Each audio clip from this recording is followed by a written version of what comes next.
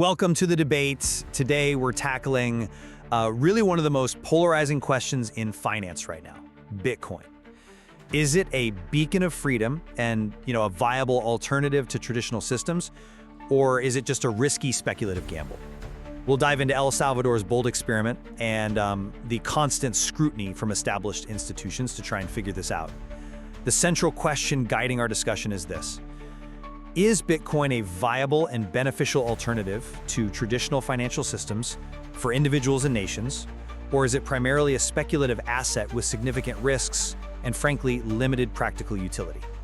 I'll be presenting the perspective that Bitcoin offers freedom, independence, and crucial access to financial systems for the unbanked, with immense potential for value appreciation and community development, fundamentally challenging those traditional financial power structures. And I'll be arguing that, the promise of Bitcoin as some kind of revolutionary currency is largely overshadowed by its extreme volatility and systemic vulnerabilities. It makes it much more of a speculative gamble than, a reliable financial tool. Look, Bitcoin is fundamentally a speculative asset. It's prone to extreme volatility, and therefore it's just ill-suited as a reliable means of payment or currency. The European Central Bank itself classified Bitcoin as a speculative bubble taking its last stand. Their Director General, Ulrich Benzel, stated quite frankly that society is worse off if another speculative Bitcoin bubble emerges.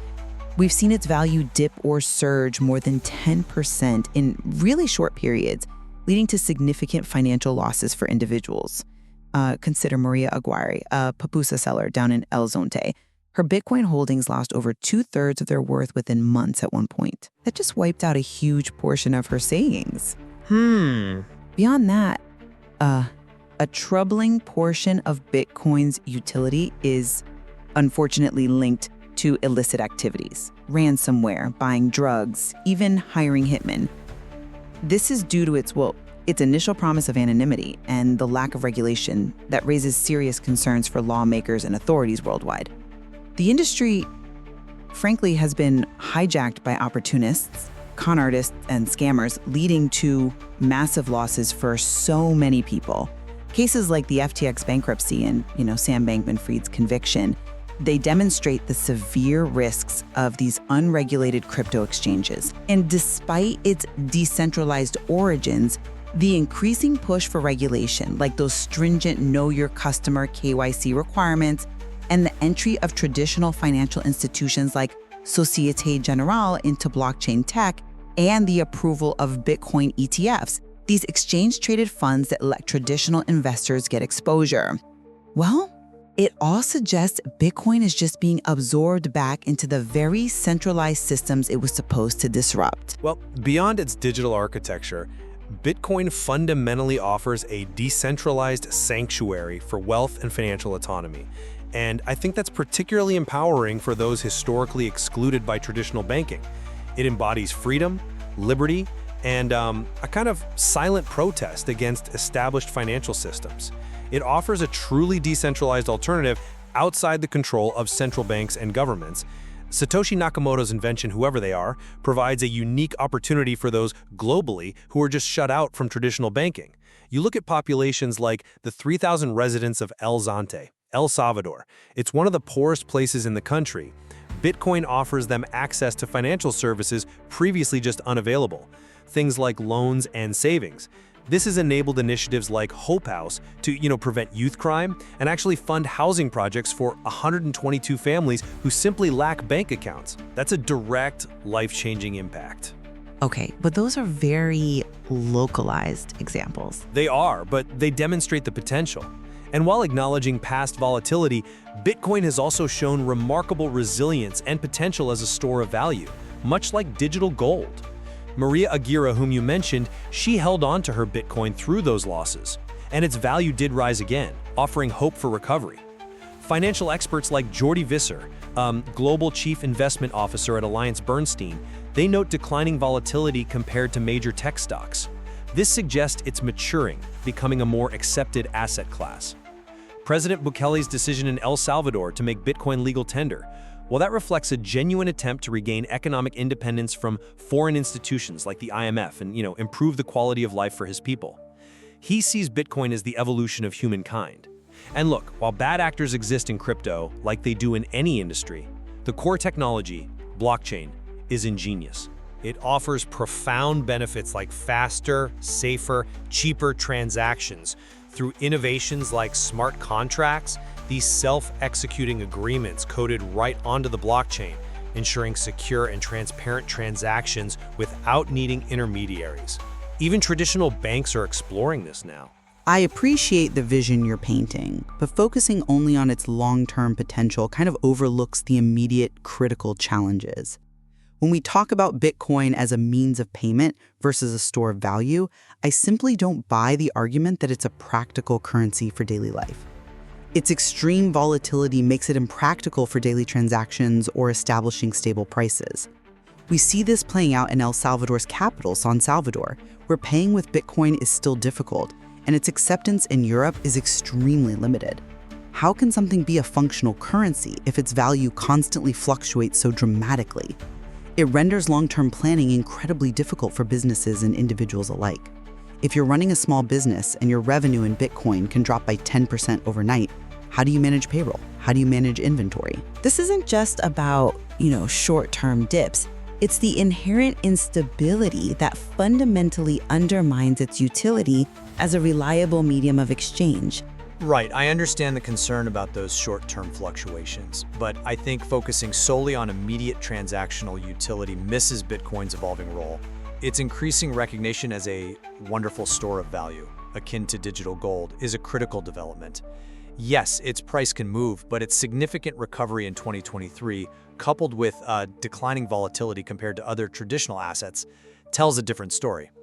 Consider this: Amazon, a tech giant, was down 47% in 2022, while Bitcoin was down around 60%. The gap isn't as vast as some might suggest, and it is narrowing. This indicates a maturing asset class. Furthermore, the belief in its absolute scarcity, it's capped at 21 million Bitcoins, period, that fundamentally drives its long-term investment appeal. It makes it less about buying a coffee day to day and more about preserving and growing wealth over time. That's especially true for those in economically unstable regions seeking a hedge against inflation or, devaluing national currencies. I'm still not convinced that just comparing percentage drops to tech stocks fully addresses the fundamental instability required for something to act as currency. Traditional assets, even volatile ones, typically don't see the same kind of, overnight double-digit swings that Bitcoin does. But okay, let's shift focus slightly. Beyond its volatile nature, the very idea of Bitcoin as this truly independent, decentralized force is what I fundamentally question, especially as we see it increasingly co-opted by traditional finance. You champion Bitcoin's core principle operating outside state and bank control, but I would challenge the notion of true decentralization and independence as it stands today. Increasing regulation, like those know your customer requirements I mentioned earlier, the KYC rules on crypto exchanges in the US, it's effectively recreating a traditional banking system on top of these cryptocurrencies. But isn't that regulation inevitable for wider adoption? Perhaps, but it undermines the original premise. Furthermore, large corporations, venture capitalists, Wall Street, they now dominate the market. This concentration of power, in my view, fundamentally undermines Satoshi Nakamoto's original intent, which was arguably to exclude such entities. The FTX scandal, which involved billions in customer funds just vanishing, that's a stark reminder of the risks even within supposedly decentralized spaces.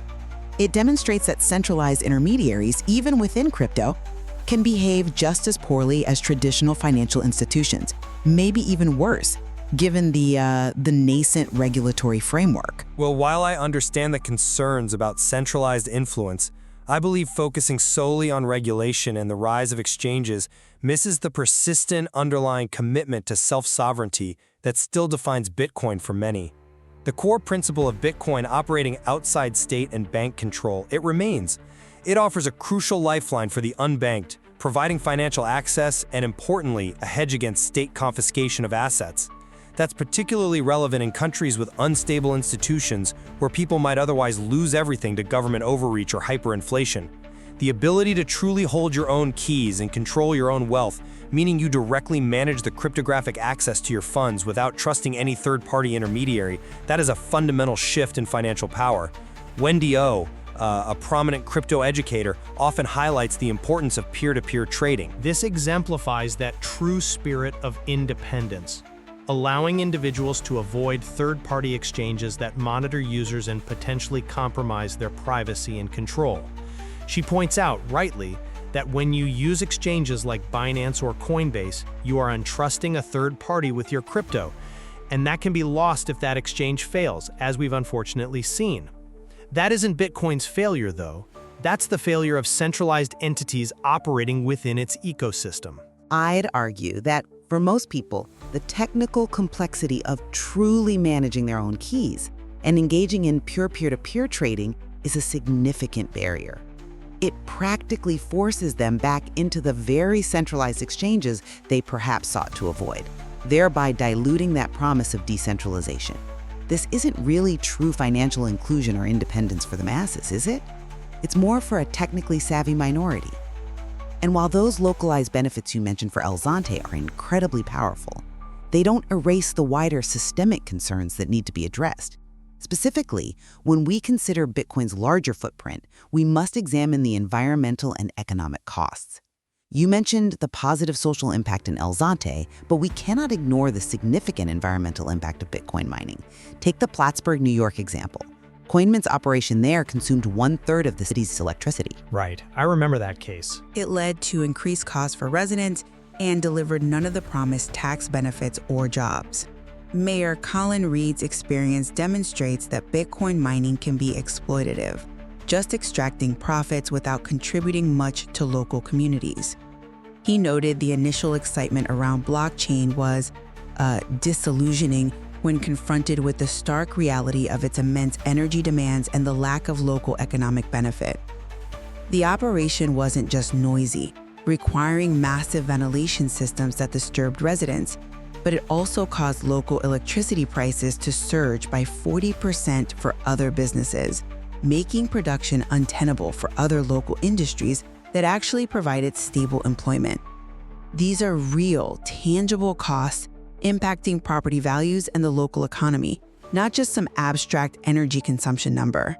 Okay, I'm not convinced that Plattsburgh example provides a complete or fair picture of Bitcoin's environmental impact, nor does it really acknowledge the potential for economic development. The environmental impact is often, well, let's say overblown, and the context of where the energy comes from is crucial.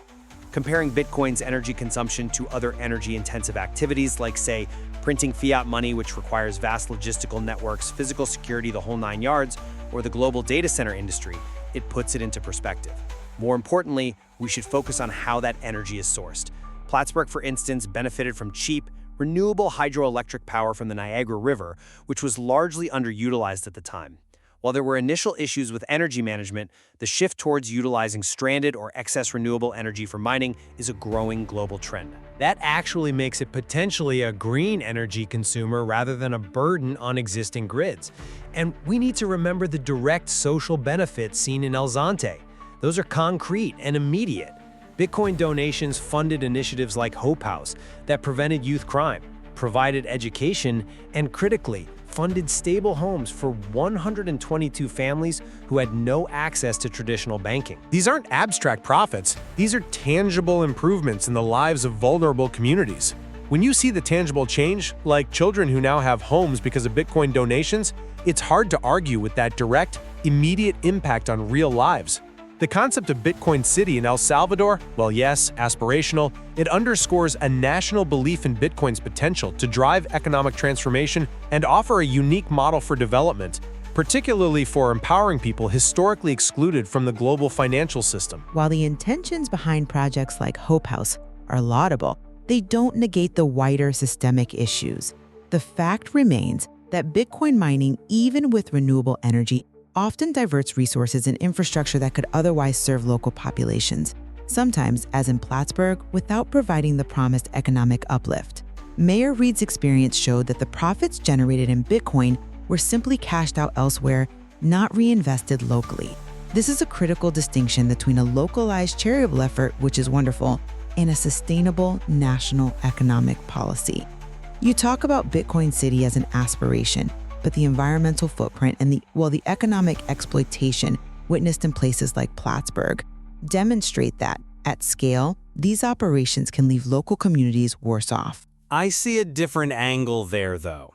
The economic benefits for El Zonte were indeed localized, but they were profound and directly addressed critical social needs that traditional systems had failed to meet for generations.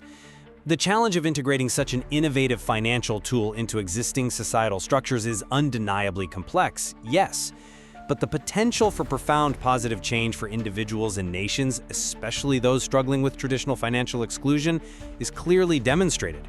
We're discussing a foundational shift in how money can operate. And I would argue that those benefits, while real for a small community, don't scale without encountering the same issues of volatility, risk, and eventual centralization that undermine Bitcoin's fundamental premise as a truly independent and stable currency. The inherent nature of its technology, when applied at a national or global scale, faces hurdles that seem, frankly, insurmountable, without either compromising its core tenets or creating entirely new forms of financial disparity. I understand your perspective, and it certainly highlights the ongoing tensions we've discussed between Bitcoin's idealistic vision and the practical realities of its implementation. Indeed.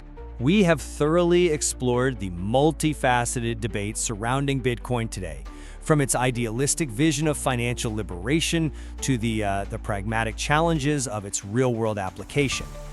We've seen how it offers a lifeline to the unbanked in places like El Zonte, and maybe a beacon of independence for nations like El Salvador, yet simultaneously presents risks of volatility and, yes, criminal misuse, and raises serious concerns about its environmental footprint and the potential reemergence of centralized control. And I've highlighted what I see as Bitcoin's inherent speculative nature, its susceptibility to exploitation, and the very practical limitations hindering its widespread adoption as a conventional currency, particularly as it seems to be folding back into the very centralized systems it sought to escape. Both perspectives, I think, draw on compelling evidence, underscoring the sheer complexity of the issue. Absolutely. The future trajectory of Bitcoin, and indeed digital currencies at large, continues to unfold. It leaves us with the profound realization that money, really in any form, is ultimately based on trust and belief. Its evolution will continue to be a subject of vigorous debate and innovation, and there is certainly much more to explore within this fascinating topic.